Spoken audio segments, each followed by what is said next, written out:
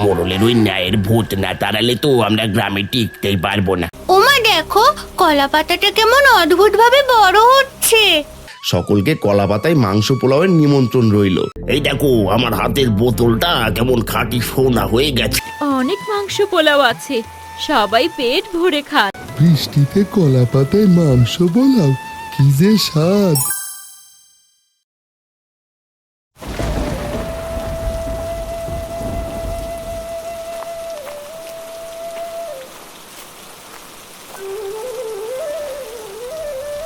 হে হারান, বলি এত বড় বড় মাছ তোমার মতো লোক চাষ করলো কেমন?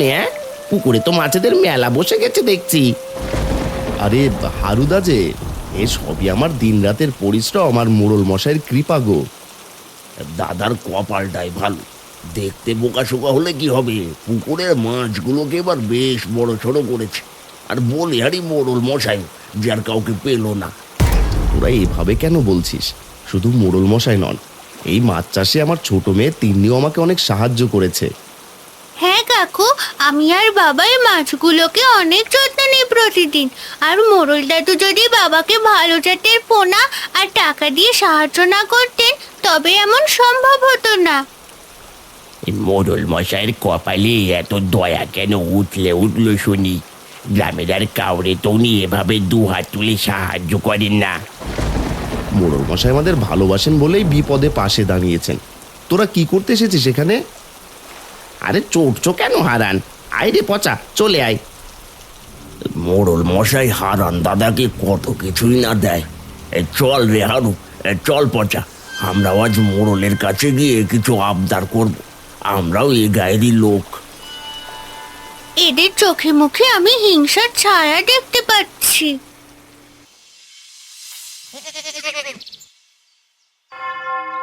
কি রে, তোরা আবার একসাথে আমার কাছে যে বড়, গায়ের কোনো খবর টবর আছে নাকি? ওসব কিছুই না মোড়ল মশাই, এই গ্রামের সবাই আপনার দয়ার কথা বলে।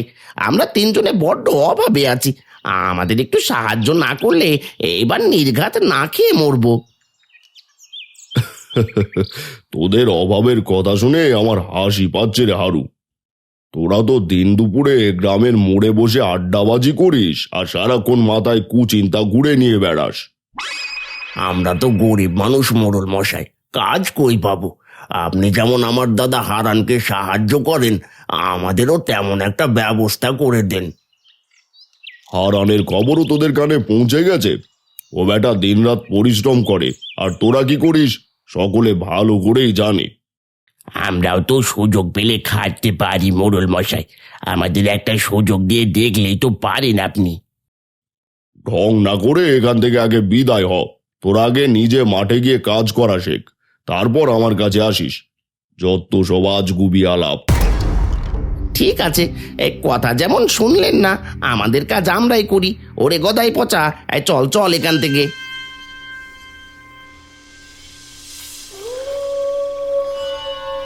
গভীর রাত, হারানের পুকুর পাড় খুটখুটে অন্ধকার। রাগে আর হিংসায় গদাই, হারু আর পচা চোরের মতো চুপি চুপি এসে পুকুরে বড় জাল ফেলে আর মাছ ধরতে থাকে। তাড়াতাড়ি কর পচা, টান দে। হারান দাদা নিশ্চয় এখন ঘরে নাক ডেকে ঘুমোচ্ছে। আজকের মধ্যে এই পুকুরে সব মাছ বাজারে বেচে দেবো আমরা। সাবধানে থাকিস, কোনো আওয়াজ যেন না হয়। হারানের কপালটা আজ আমরা একবারে পুড়িয়ে খাঁক করে দেব।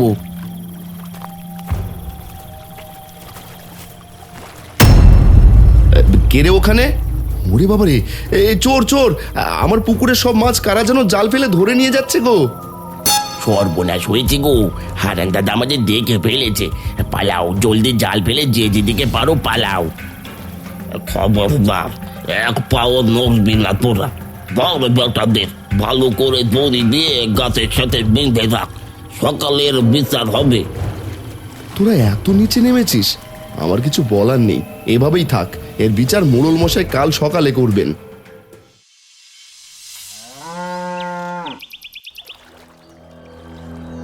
তোদের এত বড় সাহস যে তোরা চুরি করিস? গ্রামে মুখ দেখানো জায়গা রাখিসনি তোরা? ছি! আমার আমাদের ভুল হয়ে গেছে মোড়ল মশাই, আমরা নিজেদের দোষ স্বীকার করছি। এবারের মতো আমাদের মাফ করে দিন। ছাড়বেন না মোড়ল মশাই, এরা সারাদিন কোনো কাজকর্ম করে না, কার কি আছে চুরি করার চিন্তা করে শুধু। এই লাঠিয়াল, ওদের 10 গা করে লাঠির বাড়ি লাগা। মোড়লের কথা শুনে লাঠিয়াল মারতে আরম্ভ করে। এই দেখে হারানের মনে দয়া হয়। হারান মোড়ল মশাইকে বলে, থাক মোড়ল মশাই, ওদের এবার ছেড়ে দিন। আশা করি আর এরকম কাজ ওরা কখনো করবে না। তুই বলছিস ঠিক আছে, আর তোরা দোষ স্বীকার করেছিস বলে এবার ক্ষমা করলাম। তবে সাবধান করে দিচ্ছি, এরপর এমন করলে একেবারে গ্রাম থেকে বের করে দেব। মোড়ল আর সবার সামনে আমাদের অপমান করলো রে। ওই হারান দাদার জন্য আমাদের পিঠে আজ লাঠির দাগ বসে গেল। এই অপমান আমি সইব না। আমার বউ ঘর থেকে বের করে দিয়েছে, বলেছে চোরের সাথে নাকি আর সংসার করবে না। নিজের বাড়ি তাও যেতে পারছি না। সত্যি রে পচা, মোড়ল বেটা যতক্ষণ ভালো আছে আর হারানের মাথায় হাত রাখছে, ততক্ষণ আমরা হারানের কোনো ক্ষতি করতে পারবো না। তাহলে এখন উপায় কি শুনি? মোড়লের ওই ন্যায়ের ভূত না তাড়ালে তো আমরা গ্রামে টিকতেই পারবো না। কোনো একটা বড় চাল চালতে হবে। আমাদের যে কোনো উপায়ে হোক মোড়লের ওপর প্রভাব বিস্তার করতে হবে। ওনাকে নিজেদের বশে এনে আমাদের হাতের পুতুল বানাতে হবে। কিন্তু মোড়ল মশাই তো বাস্তব পাথরের মতো শক্ত মানুষ, ওনার মন বিষাক্ত করার মতো ক্ষমতা আমাদের এই 3 জনের কারোরই নেই। ক্ষমতা আমাদের নেই তো কি হয়েছে? বনের ভেতরের ওই ভয়ঙ্কর তান্ত্রিক থাকে। চলো চলো ওনার কাছে যাই, ওনার কাছে সব কিছুর ওষুধ আছে। একদম ঠিক বলেছিস পচা, চল আজ রাতেই আমরা বনের তান্ত্রিক বাবার ডেরায় যাব। মোড়লের মাথা ঘোরানোর ব্যবস্থা ওখান থেকেই করতে হবে।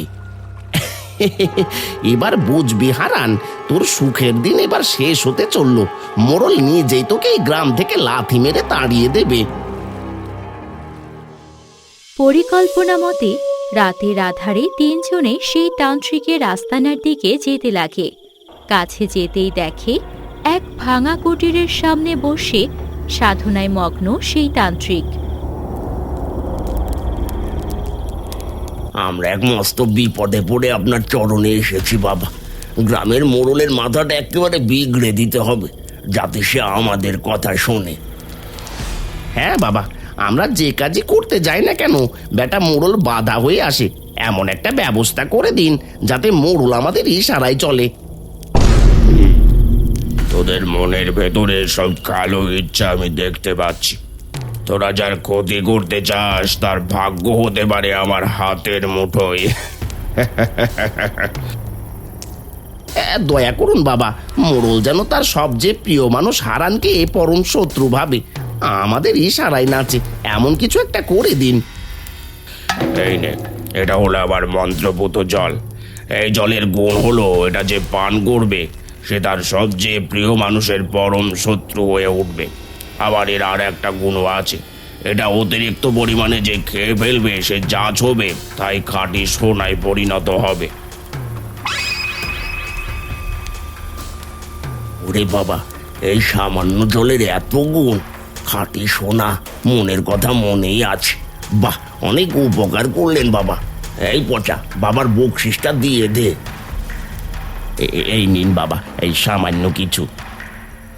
না, আমি বিনিময়ে কিছুই নিই না। মনে রাখিস, এই জল অল্প পেটে গেলেই তার চোখ মুখ বদলে যাবে। সে ন্যায়ের পথ ছেড়ে অন্যায়ের পথে হাঁটবে, আর তোদের কথাই হবে তার শেষ কথা। এ তো আমাদের ভাগ্য খোলার চাবিকাঠি। এবার মোড়লকে এটা খাইয়েই আমাদের কাজ হাসিল করে নেব। আসি তান্ত্রিক বাবা।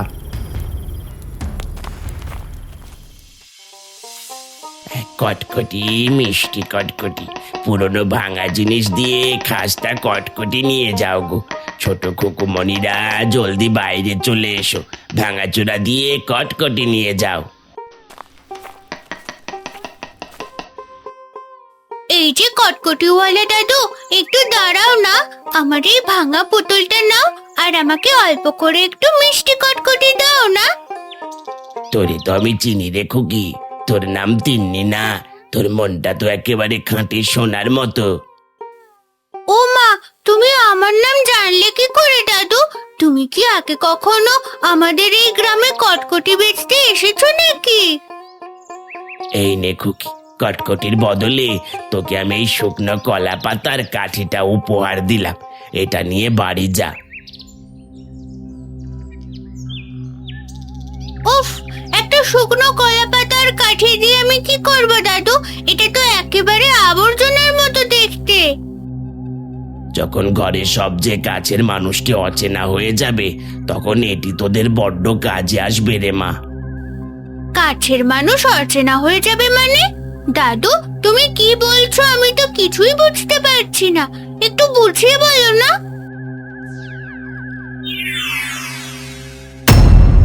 তিন্নি তার দিকে চাইতেই দেখে কটকটিওয়ালা সেখানে নেই। তিন্নি অবাক হয়ে কলাপাতা আর কাঠিটা হাতে নিয়ে বাড়ি যেতে লাগে। কিরে, তোরা আমার বাড়ি আবার কি কোনো কুমতলব নিয়ে এসেছিস নাকি? কি যে বলেন কর্তা, সেদিনের পর থেকে আমরা ভালো হয়ে গেছি। দেখতে আসলাম আপনার শরীরটা কেমন আছে। হারু আর পচা মোড়লের সাথে কথা বলতে থাকে। অন্যদিকে গদাই সেই মন্ত্রপুত জলের বোতলটা বের করে 2 ফোঁটা জল গ্লাসের জলে মিশিয়ে দেয়। মোড়ল কথার ছলে সেই জল খেয়ে নেয়। উফ, কেমন যেন একটা অদ্ভুত জল খেলাম রে। আমার মাথার ভেতরটা কেমন যেন ঝিমঝিম করে উঠছে, চারপাশটা অন্ধকার লাগছে। তান্ত্রিকের জল কাজ করছে রে মোড়ল মশাই। ওই হারান দাদা কিন্তু আপনার পেছন পেছন আপনার নামে অনেক নিন্দা করছে। কি বললি? ওই ছোট লোক হারানের এত বড় সাহস! আমি ওর এত দয়া করলাম আর ও আমার নামে কুৎসা রটায়।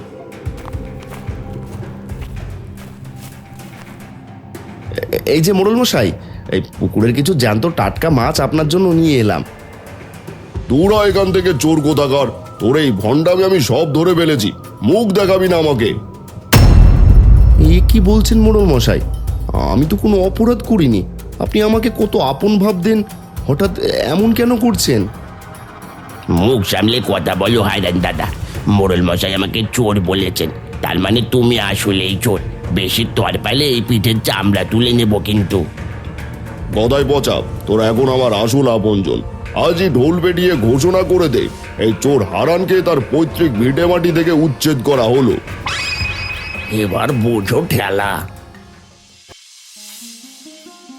যাকে আমি নিজের এত ভালো জানতাম, শ্রদ্ধা করতাম, সেই মোড়ল মশাই নিজের মুখে আমাকে চোর অপবাদ দিয়ে ভিটে মাটি ছাড়ার কথা বললেন। হায় সৃষ্টিকর্তা, আমাদের কপালে এ কি ঘটলো? মোড়ল মশাই তো কখনো এমন অন্যায় করতে পারেন না। ওনার মতো দয়ালু মানুষ এমন কঠোর হলেন কি করে? বাবা, লোকে বলা বলি করছিল মোড়ল দাদুর চোখগুলো কেমন যেন রাগে লাল হয়ে গিয়েছিল। ওনার দিকে তাকালে মনে হচ্ছিল উনি যেন অন্য কোনো মানুষ।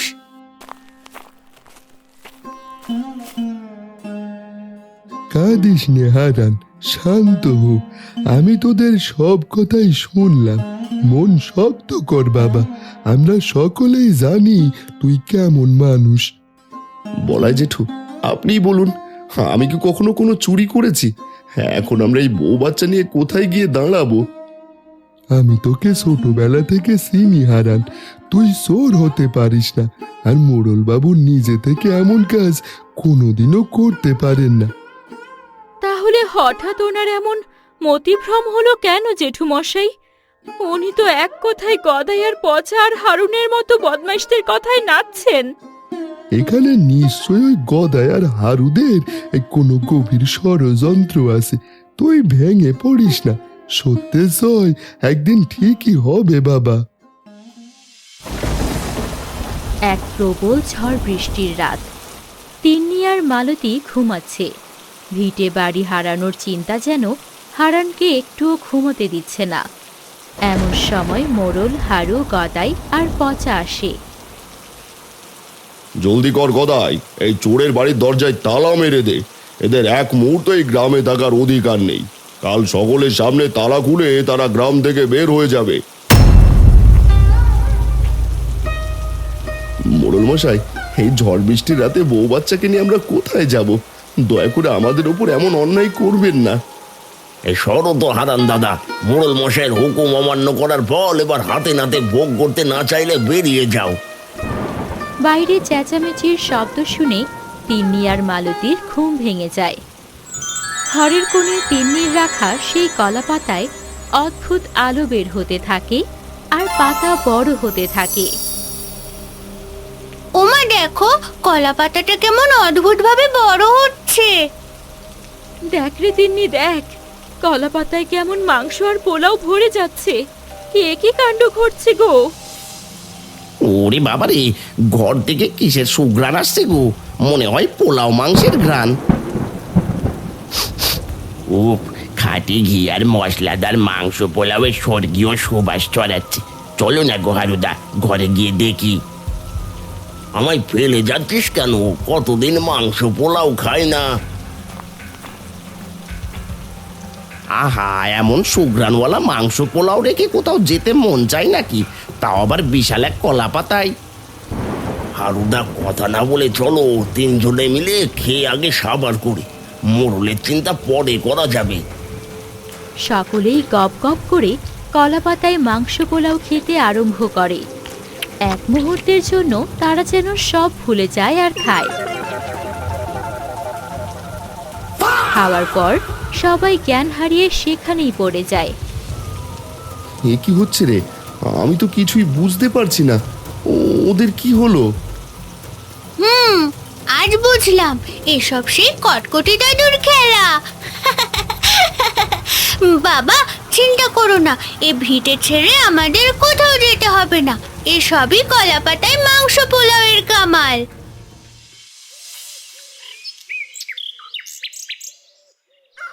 ওই রে হারু গদাই পচা, এখনো তাদের বাড়ি থেকে বের করে দিসনি? এ কি, সারা রাত মাংস পোলাও খেয়ে এখানেই ঘুমিয়ে পড়েছিলাম নাকি? এই তোমরা যাবে নাকি, নাকি ঘর ভাঙা শুরু করব? কলা পাতায় মাংস পোলাও কি কাজ করলো না তবে? হে সৃষ্টিকর্তা, আমাদের এই বিপদ থেকে রক্ষা করো। হঠাৎ আকাশে কালো মেঘ জমে, বৃষ্টি শুরু হয়। লাঠি ভর করে এক বুড়ি হারানের বাড়ি আসে। ও বাবা হারান, আমি দুদিন ধরে কিছু খাইনি রে। এই বুড়িকে তোরা একটু খাবার দিবি বাবা? দূর হ বুড়ি এখান থেকে, দেখছিস না এখানে উচ্ছেদ চলছে, আর উনি এসেছেন ভিক্ষে করতে। লাঠি দিয়ে একটা বাড়ি দেবো কিন্তু। খবরদার গদাই, বৃদ্ধ মানুষকে ওভাবে বলতে নেই। তুই থাম। মাগো, আমরা নিজেরা বিপদে আছি ঠিকই, কিন্তু আপনাকে আমরা না খাইয়ে ফেরাবো না। মন থেকে মেনে নিয়েছি, চলে যেতে হবে এই ভিটে ছেড়ে। এই নিন মা, এই কলা পাতা থেকে গরম গরম মাংস পোলাও আপনি পেট পুড়ে খান।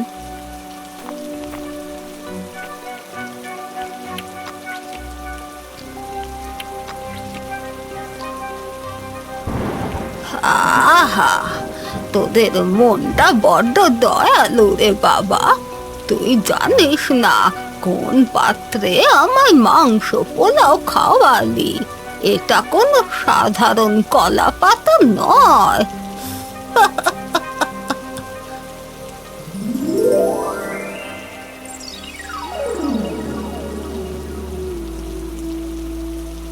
ও মা, বাবা দেখো দেখো, বুড়ি ঠাকুমা তো একেবারে রূপকথার ডানাওয়ালা সুন্দর মেঘ পরি হয়ে গেল গো। হ্যাঁ তিন্নি, আমি মেঘ পরি। তোদের পরীক্ষা করার জন্যই আমি বুড়ির ছদ্মবেশে এসেছিলাম। তোরা এই বিপদেও দয়া হারাসনি, তাই তোর আর কোনো চিন্তা নেই। ওরে বাবারে, এ তো সত্যি সত্যি আকাশ থেকে নামা পড়ি। এই পালারে গদাই, এখান থেকে পালা, নইলে আমাদের আর রক্ষে নেই।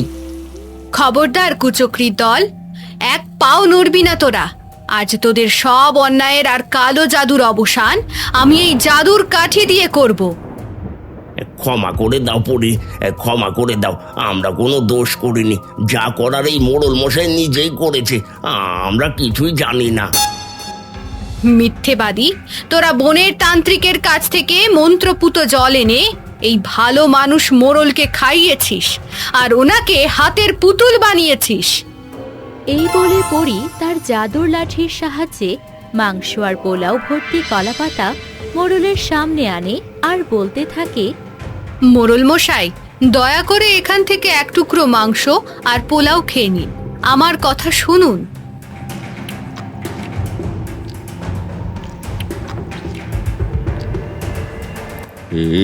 এ কি, আমি কোথায়? আমি এতক্ষণ কোথায় ছিলাম? আমার চোখের সামনে থেকে কি যেন একটা কেটে গেল। মোড়ল মশাই, আপনি কি আমাদের চিনতে পারছেন? আমি নাকি চোর বদমাইশ। আপনি আমাকে আমার ভিটে ছাড়া করতে চেয়েছিলেন। ইজি হারান, কি বলছিস এসব? থাম থাম, আমি তোর সাথে এত বড় অন্যায় কেমন করে করলাম রে? আমি নিজের মধ্যে ছিলাম না, আমাকে তুই ক্ষমা করে দে। মোড়ল মশাই, আপনি কাঁদবেন না। আমরা জানি আপনি নিজে থেকে এমনটা করেননি। এই গদাই আর হারুরাই আপনাকে ওই জাদুর জল খাইয়েছিল। ওই শয়তানের দল, তোরা আমার সরলতার সুযোগ নিয়ে হারানের মতো সোজা সরল মানুষকে বাড়ি থেকে তাড়িয়ে দিতে চেয়েছিস। ওদের আমি ছাড়বো না। গদাই, হারু আর পচা দৌড়ে সেখান থেকে চলে যায়। দৌড় দিতে দিতে কাদায় পিছলে পড়ে যায় তারা। মোড়ল সামনে গিয়ে দাঁড়ায়। আশেপাশে আরো লোকজন আসতে শুরু করে। বেটারা, এখন কোথায় পালাবি? শোনো গ্রামবাসী, আজ থেকে এই 3 জনকে 3 মাসের জন্য গ্রাম ছাড়া করা হলো। কেউ যদি এদের গ্রামের ত্রিসীমানায় দেখো, তবে মেরে ঠ্যাং ভেঙে দেবে। এই খুশিতে আজ আমাদের হিজলতলায় সকলকে কলাপাতায় মাংস পোলাওয়ের নিমন্ত্রণ রইল। এইটুকু সময়ের মধ্যে তুই এসব আয়োজন কিভাবে করলি রে হারান? ও মোড়ল কাকু, আমার কাছ থেকে শুনুন। আমাদের কাছে আছে এক মস্ত বড় কলা পাতা। সেখানে আমরা চাইলেই মাংস পোলাও হয়ে যায়। বেশ তো, তার কাউকে বলিস না মা। এটা তো সত্যিই লোভনীয় খাবার। এর বেশ কিছুক্ষণ পর হারান সেই হিজল তলায় তাঁবুটা নিয়ে কলাপাতায় সকলকে মাংস পোলাও খেতে দেয়। সকলেই পরম তৃপ্তিতে খেতে থাকে। অনেক মাংস পোলাও আছে, সবাই পেট ভরে খান। আহা, বৃষ্টিতে কলা পাতায় মাংস পোলাও, কি যে স্বাদ! কি রে মা, তুই মন খারাপ করে বসে আছিস কেন? খাচ্ছিস না যে? বাবা, আর সেই কটকটিওয়ালা দাদুর কথা খুব মনে পড়ছে। সেই কিন্তু আমার এই কলা পাতাটা দিয়েছিল। মন খারাপ করিস না মা। কিছু কিছু সময় সৃষ্টিকর্তা অন্য রূপে এসে তোদের মতো সুন্দর মনের মানুষদের সাহায্য করে যান। উনি নিশ্চয়ই তোকে দেখছেন। না খেলে আবার রাগ করবেন কিন্তু। এই তো আমি খাচ্ছি বাবা, আর খাবোই না কেন? কলা পাতায় মাংস পোলাও বলে কথা। আমার পাগলি মেয়ে। হাইরে, মাংস পোলাও কপালে জুটলো না। যেদিন জুটেছিল সেটাও স্বাদ বুঝিনি। যদি আবার খেতে পারতাম। এ জন্মে আর হবে না। এখানে দাঁড়িয়ে না ভিজে চলো গিরাম ছাড়ি। লোকেরা দেখলে আবার গণপিটুনি দিবে। চলো গো গদাইদা। আমার কাছে তো বোতলে এখনো অনেকখানি মন্ত্রপুত জল আছে। এই সবটুকু খেয়ে নিলে আমি যা শোবো তাই শোনা। তোমরা চেয়ে চেয়ে দেখো আমি কি করি। এটা বলে গদাই সেই মন্ত্রপুত জলের বোতল বের করে সবটুকু জল খেয়ে ফেলে। সাথে সাথে তার গায়ে এক চমক বের হয়ে আসে। সকলেই অবাক হয়ে চেয়ে থাকে। বৃষ্টিও যেন হঠাৎ করেই থেমে যায়। খবরদার আমার কাছে আসবি না। তুই মন্ত্রপুত জল সবটুকু খেয়ে নিয়েছিস। যা ছবি তা শোনা হবে। আরে শোন, আমি ছোবো না। আমার পরিকল্পনা করে এখন রাজা বাদশা হবার চেষ্টা করব। এই দেখো, আমার হাতের বোতলটা কেমন খাঁটি সোনা হয়ে গেছে। আরে তাই তো দেখি, হাতে নিয়ে দেখি। হারু বোতলটা হাতে ধরতেই গদাইয়ের হাতের সাথে তার হাত লেগে সাথে সাথে হারুর সোনার মূর্তি হয়ে যায়। ওরে বাবা রে, কে কোথায় আছো? হারুদা সোনা বানিয়ে ফেলেছে। আমি আর এক মুহূর্ত তোমার সাথে নেই। এই গাছের আমি এক্ষুনি পালাচ্ছি। হায় হায় হায়, এ কি হলো রে? লোভ আর হিংসা আমায় আজ একা করে দিল। নিজেকে আজ খুব পাপী মনে হচ্ছে। এই বলে নিজের হাত মাথায় ছোঁয়াতেই গদাই নিজেও একটা সোনার মূর্তিতে পরিণত হয়। লোভ আর হিংসে মানুষকে কোন পর্যায়ে নিয়ে যায় তোদের দেখে গায়ে লোক তা উপলব্ধি করতে পারবে।